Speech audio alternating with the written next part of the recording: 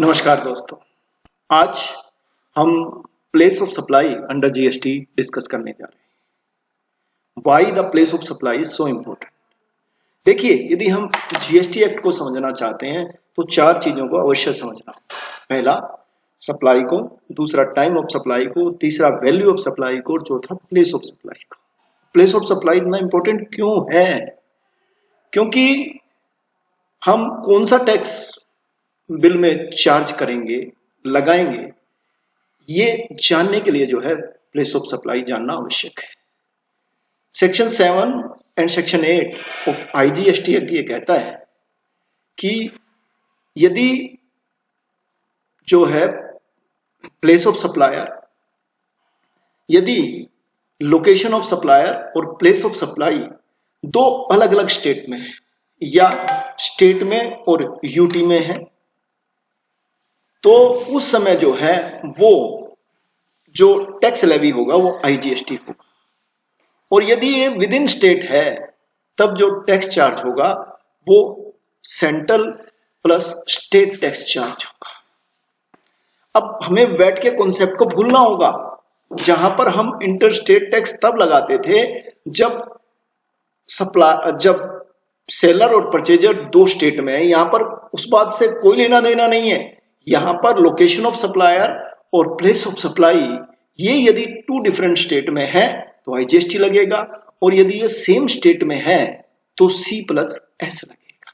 दूसरा, जो क्लेम करना है रिसिपिएंट को, वो रिसिपिएंट तभी क्लेम कर सकता है यदि उस पर प्लेस ऑफ सप्लाई जो है उसी स्टेट का हो जिस स्टेट में वो रजिस्टर्ड है।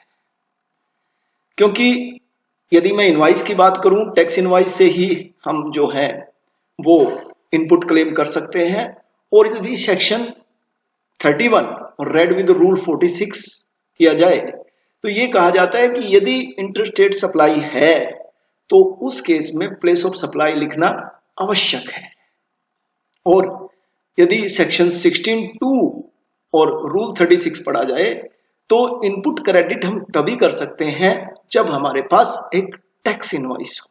कुछ एग्जाम्पल के द्वारा इस बात को समझने का प्रयास करते हैं कि मान लो कोई पर्सन है वो रजिस्टर्ड है दिल्ली के अंदर, लेकिन उसके कुछ एम्प्लॉय चले जाते हैं लखनऊ के अंदर, वहां पर होटल लेते हैं, उसमें ठहरते हैं। उस होटल का जो बिल आता है उसमें जो है जो भी बिल आता है रजिस्टर्ड पर्सन के नाम हो सकता है जो दिल्ली में रजिस्टर्ड है, लेकिन प्लेस ऑफ सप्लाई इस सूरत में लखनऊ माना जाएगा। क्योंकि होटल के केस में जहां पर भी होटल बिल्डिंग सिचुएटेड है that is the place of supply.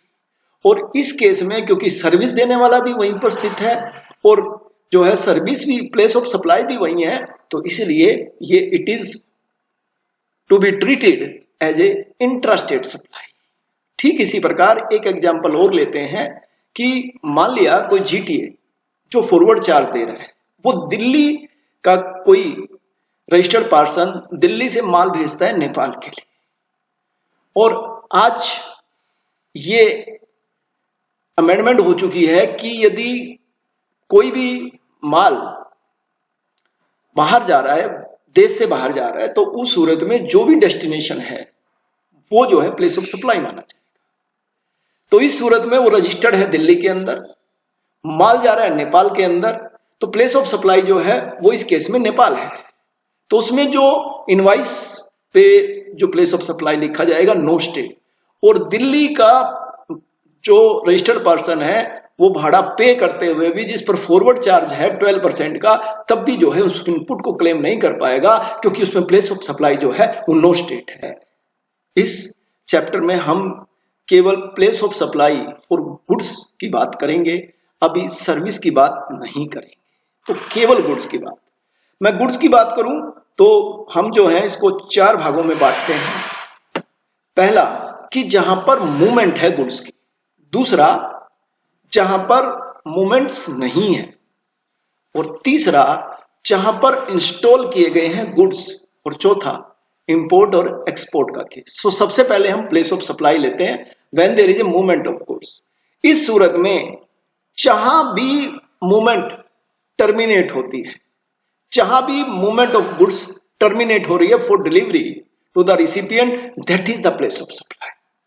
और इसमें एक सूरत और आती है, मान लिया ए बी को ऑर्डर प्लेस करता है और बी उससे रिक्वेस्ट करता है कि मेरे बिहाफ पे ये माल सी को पहुंचा दिया जाए। उस सूरत में जो प्लेस ऑफ सप्लाई माना जाएगा वो बी का माना जाएगा, ना कि सी का, क्योंकि जो इसमें जो डॉक्यूमेंट ट्रांसफर हुए हैं वो बी के नाम हुए हैं, तो प्लेस ऑफ सप्लाई जो है ये माना जाएगा कि बी को सप्लाई की गई है और बी का जो भी प्लेस ऑफ सप्लाई है निश्चित रूप से वो प्लेस ऑफ सप्लाई माना जाए। उदाहरण से समझने की चेष्टा करते हैं कि श्याम नाम का एक व्यक्ति जो महाराष्ट्र का है वो 10 मोबाइल सेट अजय को बेचता है जो नागपुर में ही रजिस्टर्ड है। इस केस में महाराष्ट्र, दोनों ही पार्टियां मुंबई और नागपुर वो दोनों ही महाराष्ट्र में सिचुएटेड है, स्टेट है। यहां पर आप देखें जो सप्लायर है वो भी महाराष्ट्र का और प्लेस ऑफ सप्लाई क्योंकि विद इन स्टेट है वो भी महाराष्ट्र की, तो जो इसमें टैक्स लगेगा वो C+S लगेगा। दूसरा एग्जांपल लेते हैं, श्याम मुंबई का है जो 30 मोबाइल सेट जो है अजय को बेंगलोर का है बेचता है। तो इस सूरत में क्योंकि सप्लायर जो है, लोकेशन ऑफ सप्लायर जो है वो मुंबई की है श्याम की जो मोबाइल सेट सप्लाई कर रहा है, और अजय जहां पर ये टर्मिनेट हो रही है मोबाइल की सप्लाई वो बेंगलोर में है, तो ये दोनों डिफरेंट स्टेट हैं, कर्नाटका और बॉम्बे। तो इस सूरत में जो है वो IGST लगेगा। तीसरा, यदि मान लिया थर्ड पार्टी की इंस्ट्रक्शन पे डिलीवरी होती है, तो इस केस में आप देखें कि सोहन जो लखनऊ का है वो गुड्स खरीदता है शाम से बंबई के अंदर, और बायर भी जो है वो नागपुर महाराष्ट्र में है। इस सूरत में आप देखिए कि हालांकि माल जो है विद इन स्टेट जा रहा है, लेकिन जिसने ऑर्डर प्लेस किया है वो लखनऊ का है। तो इस सूरत में जो है जो ट्रांजैक्शन है वो श्याम और सोहन के बीच है और ये तो विद इन 2 स्टेट्स है, तो इस सूरत में जो है वो IGST लगेगा। आप कहेंगे कि ये डेस्टिनेशन बेस्ड टैक्स है, तो इसमें डेस्टिनेशन बेस में टैक्स महाराष्ट्र पर कैसे पहुंचा? तो पहले जो श्याम है वो सोहन को बिल रेज करेगा IGST का, और उसके बाद सोहन जो है वो जो बायर है महाराष्ट्र का उसको बिल रेज करेगा, तो निश्चित रूप से वो वापिस जो है टैक्स महाराष्ट्र के पास पहुंच जाएगा। तो इसमें भी प्लेस ऑफ सप्लाई जो है वो लखनऊ माना जाएगा, यूपी माना जाएगा। तीसरा, चौथा, receiver takes the goods ex factory. अब देखिए आप, जो मोहन बंबई का है महाराष्ट्र से एक ऑर्डर लेता है 100 सेट का from XYZ limited of Chennai, और वो जो है अपनी ट्रांसपोर्ट लेता है उस टीवी सेट को ले जाने के लिए एक्स फैक्ट्री, यानी कि मोहन से जो बंबई का है उससे एक माल लेती है XYZ चेन्नई की 100 टीवी सेट्स और वो अपने टेम्पो से लेकर जाती है। तो इसमें भी जो प्लेस ऑफ सप्लाई है वो चेन्नई रहेगा और IGST लगेगा, क्योंकि यहां पर जो मूवमेंट टर्मिनेट हो रही है वो टर्मिनेट हो रही है चेन्नई के अंदर। माल जो आ रहा है वो पहुंच रहा है चेन्नई के अंदर, और सप्लायर जो है वो महाराष्ट्र का है, तो location of supplier Maharashtra, place of supply Chennai Tamil Nadu, तो 2 स्टेट, तो IGST जो है वो लगेगा। पांचवा, ई कॉमर्स सेल की बात करें, मान लिया श्याम जो है मुंबई का महाराष्ट्र टीवी सेट जो है वो अमेज़न जो है उसको डिलीवर करना है उसकी मदर को लखनऊ के अंदर, तो ABC जो है वो process the order and send the mobile accordingly and mister Raj is build by Amazon. तो इस सूरत में भी क्योंकि जो सप्लायर है वो मुंबई का है और माल जो है वो लखनऊ जाना है, तो निश्चित रूप से इसमें भी जो टैक्स लगेगा वो IGST लगेगा, क्योंकि डिलीवरी ऑफ गुड्स जो है वो लखनऊ हुई है। इस सूरत में भी IGST जो है वो चार्ज किया जाएगा। अब हम दूसरे स्टेप पर आते हैं जहां पर कोई मूवमेंट ऑफ गुड्स नहीं है। इसमें भी 2 स्थितियां हैं, एक no movement of good either by supplier और बाय द रिसिपिएंट। तो इस सूरत में जो location of such goods at the time of delivery to the recipient वो जो है प्लेस ऑफ सप्लाई माना जाएगा। दूसरा, गुड्स आर असेंबल्ड और इंस्टॉल्ड एट द साइट, तो उस सूरत में भी प्लेस ऑफ सच इंस्टॉलेशन और असेंबली।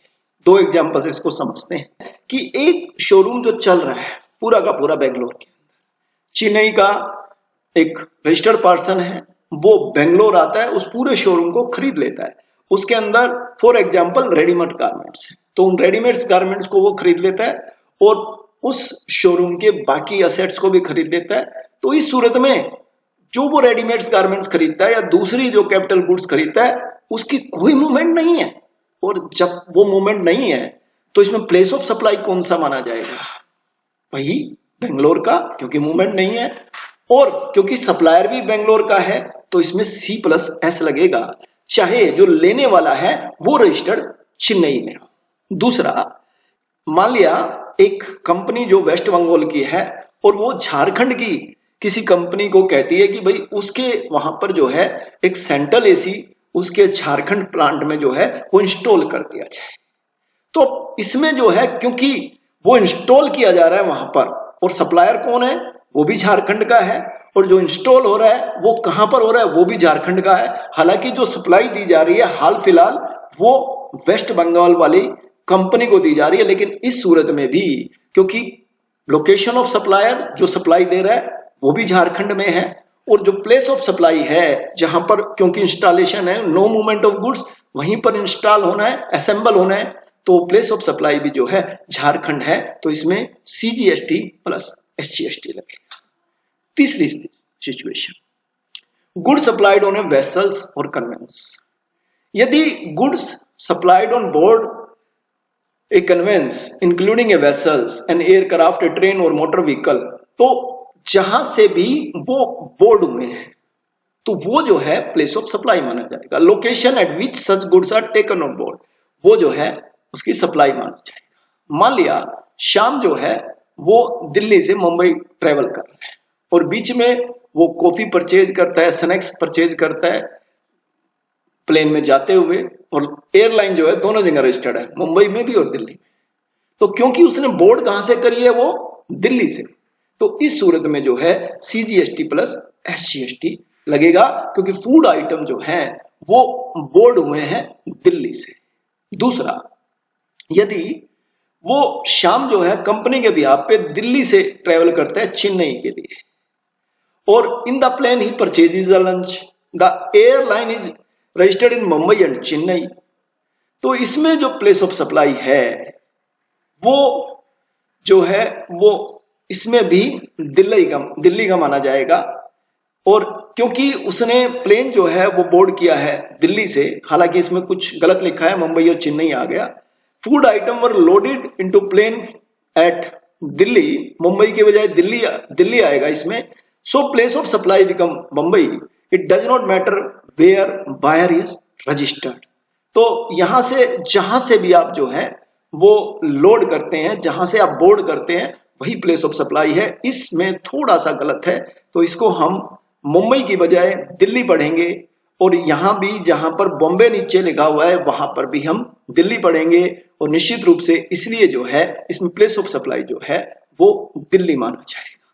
तीसरा, मान लिया कोई ट्रेन जो है वो बोर्ड करता है, किसी को पूना जाना है, गुड़गांव से वो ट्रेन पकड़ता है, लेकिन जो ट्रेन स्टार्ट होती है वो दिल्ली से स्टार्ट होती है, तो इसमें जो प्लेस ऑफ सप्लाई है वो दिल्ली का माना जाएगा, और इसमें भी CGST और SGST लगेगा, क्योंकि जो ट्रेन बोर्ड हुई है वो दिल्ली से हुई है, तो प्लेस ऑफ सप्लाई जो है वो दिल्ली का माना जाएगा। तो जहां से भी बोर्ड हुआ है, जहां से भी बोर्ड हुआ है वो सामान, जहां से भी सामान लोड हुआ है, तो निश्चित रूप से वो जो है वही प्लेस ऑफ सप्लाई माना जाएगा। चौथा, इंपोर्ट एंड एक्सपोर्ट। तो हम सब जानते हैं कि place of supply of goods यदि इंपोर्टेड है इंडिया के अंदर, तो लोकेशन ऑफ इंपोर्टर जो है वो प्लेस ऑफ सप्लाई माना जाएगा। अब जो है, और दूसरा, यदि एक्सपोर्ट करते हैं तो लोकेशन आउटसाइड इंडिया मानी जाएगी, और उसमें जो है हम सब जानते हैं कि इंपोर्ट के केस में केवल IST चार्ज होता है, कस्टम पेज को पे करना पड़ता है at the time of realisation of goods, और एक्सपोर्ट के केस में क्योंकि इसको जीरो रेटेड सप्लाई माना जाता है और इस पर कोई टैक्स जो है वो लेविड नहीं होता है।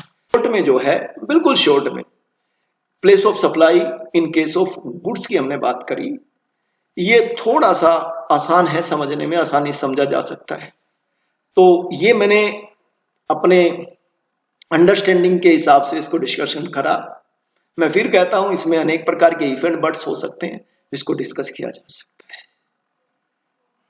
एक नए डिस्कशन के साथ हम फिर से मिलेंगे, तब तक आप सबको नमस्कार। आपका बहुत बहुत